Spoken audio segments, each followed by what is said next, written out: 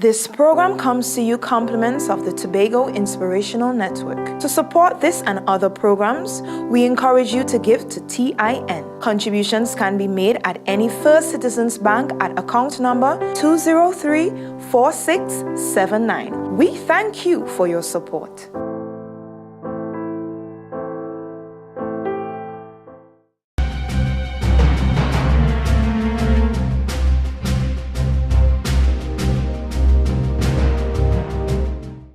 Visiting from Trinidad, Marlene Richardson, who's here. She worships with the Arima congregation. We're glad to have her in Tobago at this time. It's probably the first time I'm coming up to preach exactly at the time I'm supposed to come up to preach at 11:30. And probably because I didn't do the Bible study. Yeah, Brother Sukdeo kept to time, and so we thank him for that wonderful lesson this morning about throwing off the weight that besets us so easily. Romans chapter 1:1-6. We're talking about the things that burden us. This is the last Sunday that we'll be dealing with this topic, because I think next week we enter the new theme. When the going gets rough, the tough gets going. And I want to speak today on the subject, when the going gets rough, the tough need to surround themselves with the right people.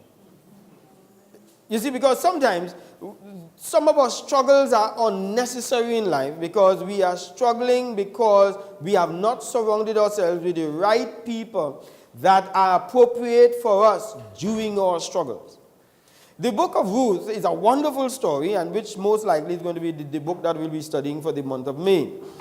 Ruth, it really starts off with a man who they are living in Bethlehem, and famine comes over the land, driving all of them out, himself and his family of 4, into Moab. Now, I want you to understand that there are some times that we go through some things in life that circumstances cause our lives to change. It's not a straightforward life that we live. Some of the situations that we encounter in life are not of our own doing. Circumstances. Life that just throws us at some stuff, some people, some economic situations. If your country goes into a downfall, you could lose your job. It wasn't your plan to lose your job. You didn't do anything to lose your job, but that's just how it happens. So therefore, they had a famine, and now they are moving to Moab, because the father taking responsibilities for his family, saying, with this kind of thing here, it's going to be hard to feed my family in Bethlehem. So we're going to go to Moab, because things might be better there. You know, people leave one country, go to the next, hoping that things better. We're not happy with where we are, and we relocate, we plant ourselves, and we go somewhere else, and they're going to Moab. They're in Moab now, and the father dies. So she is now a widow, having left Moab. I think they were there for about 10 years. The father dies, she's now a widow. As you know, in those days, whenever you die, there is a whole sequence of events that are going to take place as far as property and if you'll die in debt and so on. So there, she's now encountering probably the hardest part of her life. When she left the Bethlehem, as far as she was concerned, she still left full, because this is what she said, I left full, and now I'm returning empty. How could she leave full when she left her famine? Because she had her family. You understand? I have my husband, I have my sons, and they are all males, by the way, so which talks about security. As a woman, I'm secure. I have my man, and I have 2 boys. So I left full, even though there's famine. I want you to understand, you could go after money as much as you want, big jobs and wealth and status and so on. If you don't have a stable family, you are empty. You don't have a good life. Don't praise yourself because of the expensive car that you own. Don't rate yourself because of the area that you live. Once you don't have a stable family, you are empty. Families bring security, stability. That's why we should spend a lot of time making sure we take care of our families and the unity of the home and the serenity of the walls that we go to after a hard day. So they've lost. So she said, I left full. So she's now here and her husband dies. So famine one, husband death. That's rough times. And then 2 sons. Both names, ironically, mean feeble, weak, sickly. And they die. I was telling my family, and I want to share with you, don't ever name your children without trying to find out the meaning of the names. We just like names. It's not surprising that they fulfill their names. They died young. When you read the Bible, people name their children based upon what they wanted them to become. We just pull names and join names and so on. Yeah, this is a nice name and one is and so on. But I feel, and this is my personal view, don't think that it is a doctrine that I'm saying here. This is only my personal view. Let's start selecting names and teach children their own names so that they'll grow up and try to fulfill their names. But their names meant feeble and sickly, and so they died. Famine, widowed, and now childless. All in 10 years. That's a hard time. It's a hard life to live.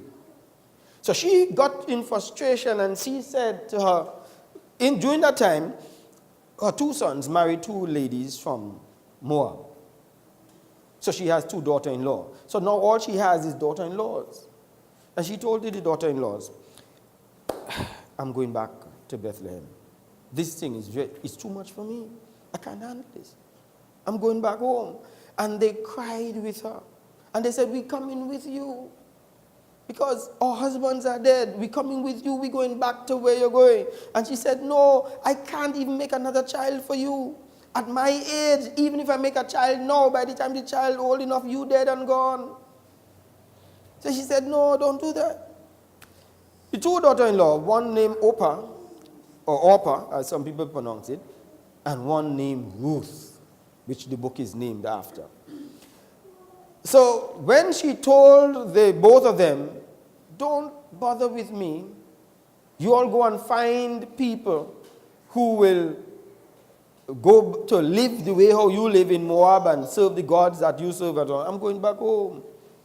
Orpah decided, okay, ma'am, catch you later. Bye-bye. But Ruth said, no, I'm not going to allow you to go. I'm staying with you.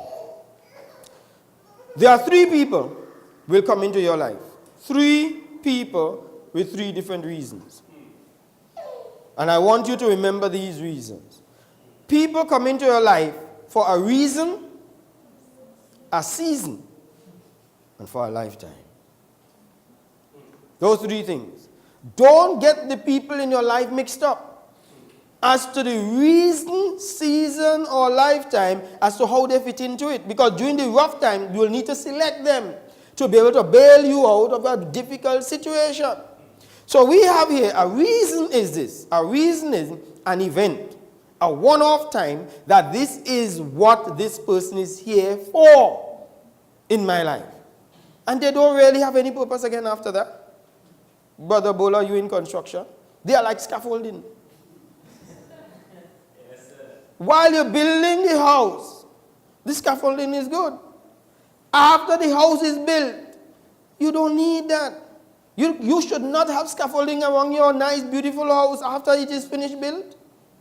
But is something wrong with the scaffolding? No, the reason has been accomplished. Whenever people have fulfilled their reason in your life, they are no good after that. And don't think because they are leaving your life that it is because things have broken down now. Why must they leave me and so on. There are people I went to school with that I was glad to be in school with and so on. And we went our different ways. We grew up, who got married, who left the country and so on. And you tell yourself, well, I lose this friend and they're not even calling me. Their time is up. Don't be messed up over that. Some years ago. Don't take it personally. Some years ago, I was going to high school here in Tobago. I was about 13 years old. A crusade came. Church of Christ. Never heard of them before. A young man taught me the gospel. And he was just not much older than I am. And he taught me the gospel, came home and so on. And I was so happy that somebody around my own age was able to teach me the Bible and let me understand it. And then the crusade ended, I was baptized and so on, they went back. Never saw the person again. Not too long ago, a couple of years ago, the person, I'm seeing them on Facebook. I was so happy. I said, this name has to be the person. When I pulled up their profile, I realized they're a member of the Church of Christ. I said, that's the guy who baptized me. Yeah. So I hailed him out. I said, hey, remember me? No, he didn't remember me. I said, well, this is the most important decision I made in my life, and he does not remember. I had to go back now and explain to him and so on, and that I'm still a member of the church after how many years? But 30-something years. I'm still a member of the church. He said, well, that's nice and so on. Happy to know that and so on. And I want to keep the connection from then. No. Clearly he wasn't. Because he taught probably so many people. You understand me? Yes. You see? And I felt let down. You see? Because he was in my life for a reason. That reason was over. He came into my life to convert me. That's why God allowed us to cross the path. I'm trying to hold on to what the reason has finished. And I'm upsetting myself. Are you all feeling me, people?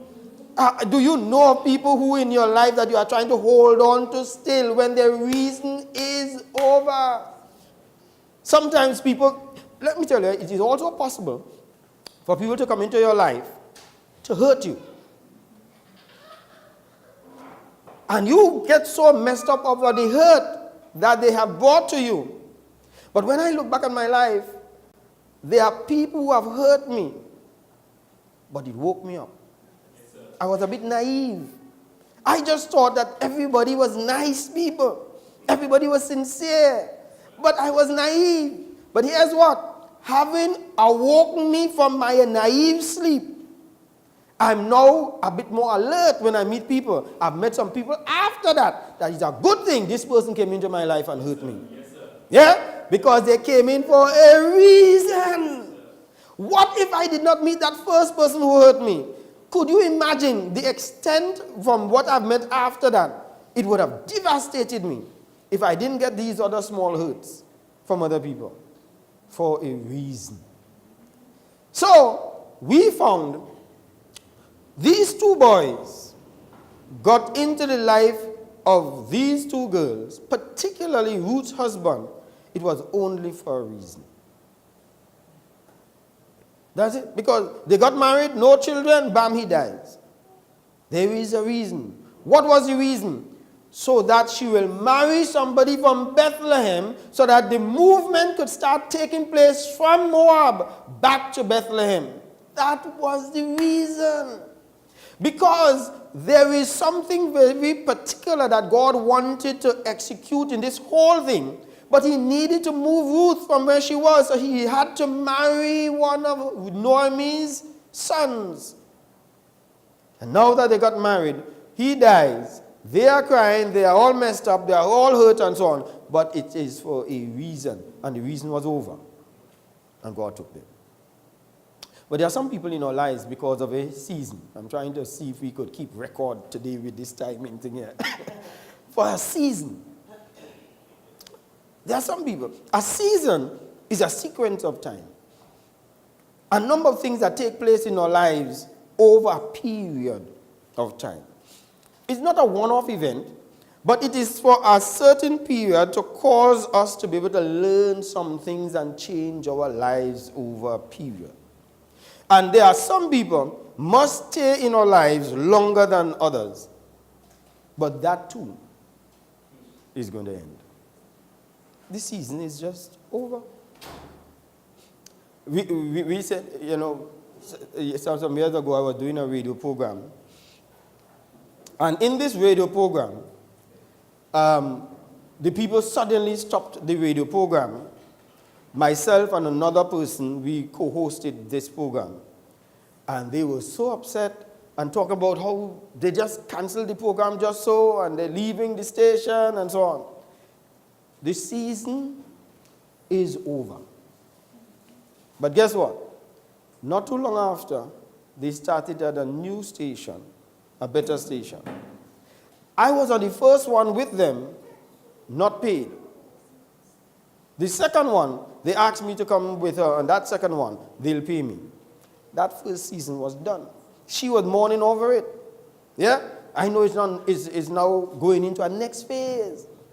So we started this one, and we've been doing that for the last 5 or 6 years. And we were talking about having to do some training with the men and so on, but we didn't have days because we have worship on Tuesday, we have things on Thursday, we have things on so many days. 2 weeks ago, she called and said, I know on my way to the station for us to do the program, and they just stopped the program just so. They said they canceled the program. That's how the next Monday, I think it was, we had the men's meeting. Immediately, I put it inside. And she said, you just need to call the station and tell them about this is not fair and so on. This season is over again. You understand? That period is over. It ran for 5 years. But now she's upset. But here's what. She will emerge again with someone at the next station. We're going to do it again, chances are, and they may pay us more money.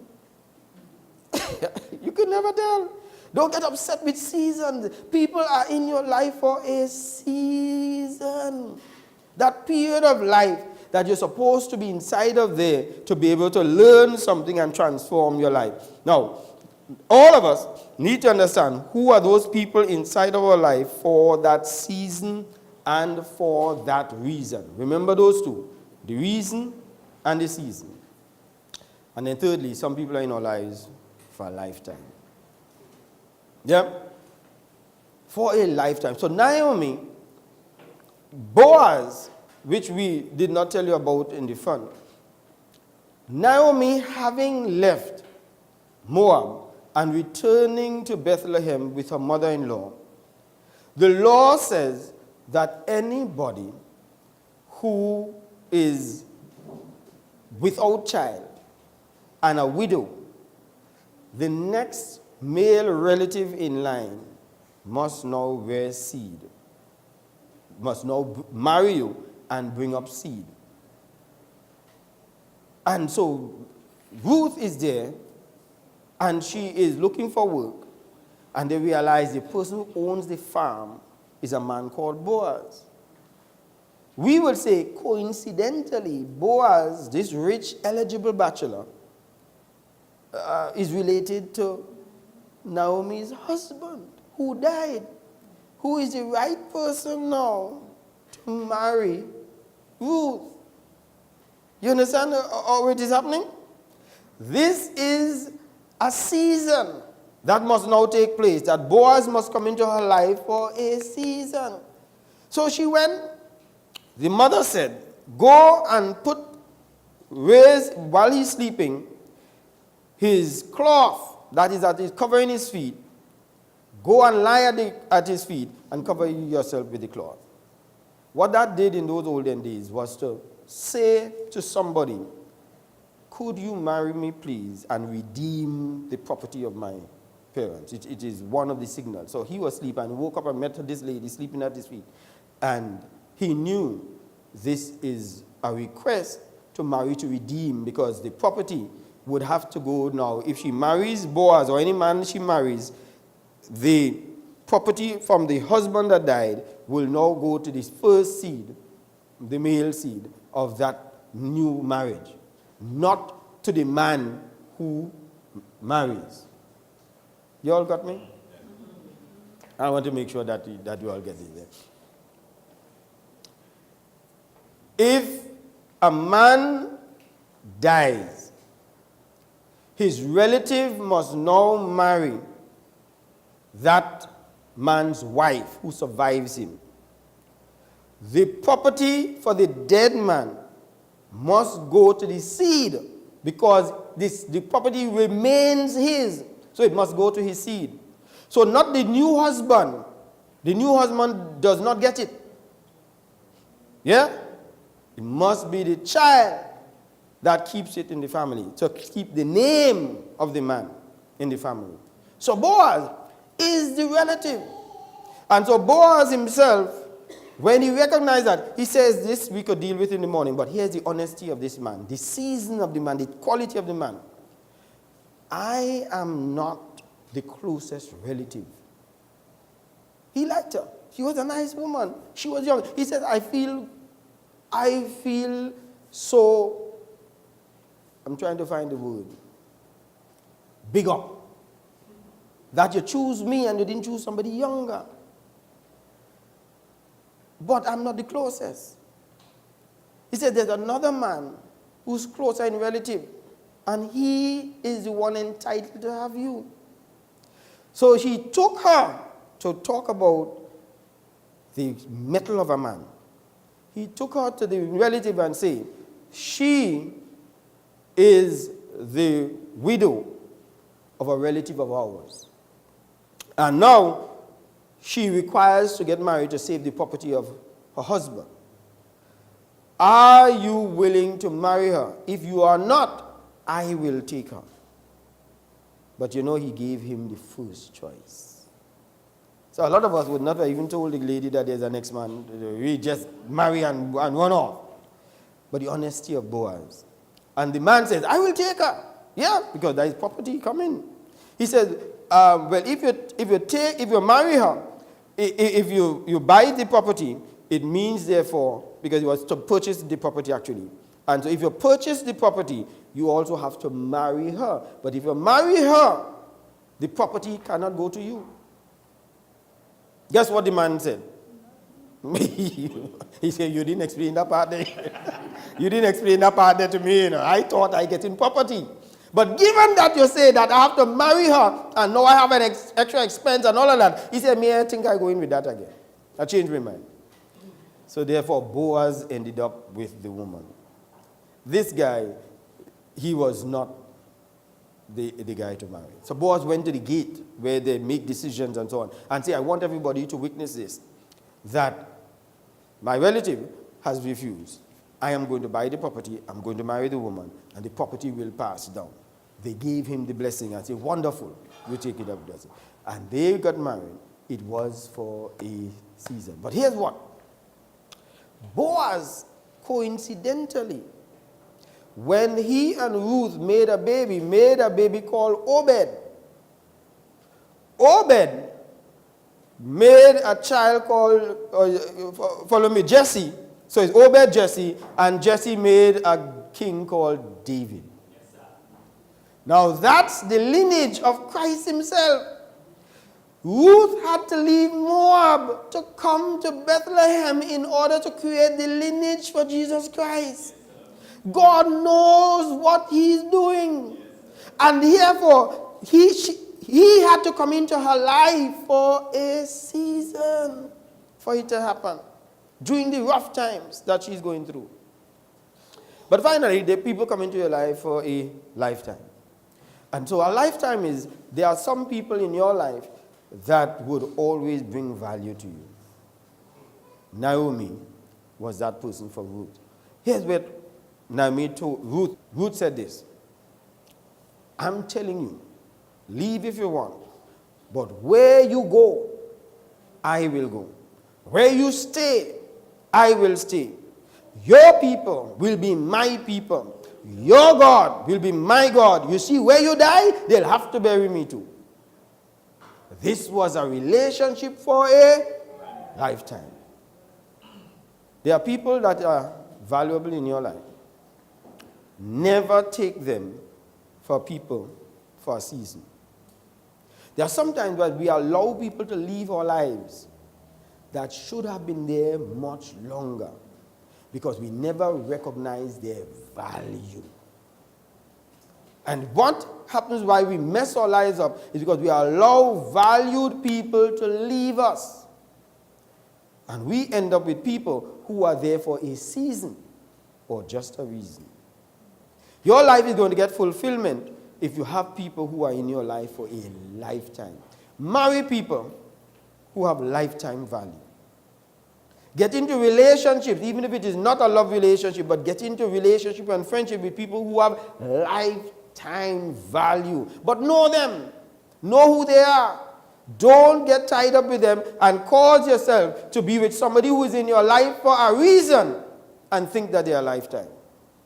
There are times that we get mixed up with who those people are. So I was at home, and our air conditioning unit just, you hear pop, smoke, bam, something burn, air condition shut down. Place is as hot as ever. My wife says, well, you know, this place is hot. I said, so I know this. But the person who usually does the house air conditioning, he and his partner not talking, so they're not doing the work again. But those are the only ones I know. I came, I think it was during the same week, and a gentleman came for counseling inside of there. And I'm sitting down there and I'm saying, taking all his information as to who he is, where he's from, and so on, and what do you do, and so on. And guess what he does? Air condition. This is a guy, not even from Tobago. He came up to Tobago just for that session. He did not even come with tools. How he land up inside of there? The same week, my air condition brother. He is there for a reason. He went home by me, saw it, bam, bam. He went, he bought the stuff, fixed it up, thing, didn't have tools. I had to lend him whatever it is I had. He improvised and so on. The air condition working good as ever. He's not in my life for a lifetime. Trust me. I'm not going to even get mixed up with that and think he's there for a lifetime. It was for a reason. So after his time is over, he can go, but it does not bother me. I'm not going to hold on to him. He's not there forever. So we must know those people. And so as we close, I just want to give you three or four things. Number one, never keep someone longer in your life than they value in your life. Never keep someone in your life longer than they value in your life. After a while, some people are irrelevant. They were good while it lasted because it was for a reason, but they are no longer contributing anything to your life. Get rid of them. They will mess your life up. Number two, if people want to walk out of your life, it may be a clue that their season is over. If people want to walk out of your life, it may be a clue that their season is over. Try not to beg people to stay and love you and be with you and stay in your life and so on. Because sometimes it might be that their season is over and just let them go. You'll frustrate yourself. There are some jobs that the season for the job is over. If you stay there, you're not going to be helping the workforce. There are some people frustrating some offices that should have left long ago. But they're holding on to something there. The season has ended. Number three, cherish lifetime people. Never lose them. If you think of your life, you could think of some people that have been some very good value to your life, but you never appreciated them. And you might be a person who have been of value to somebody and they never saw it. They haven't woken up to the fact that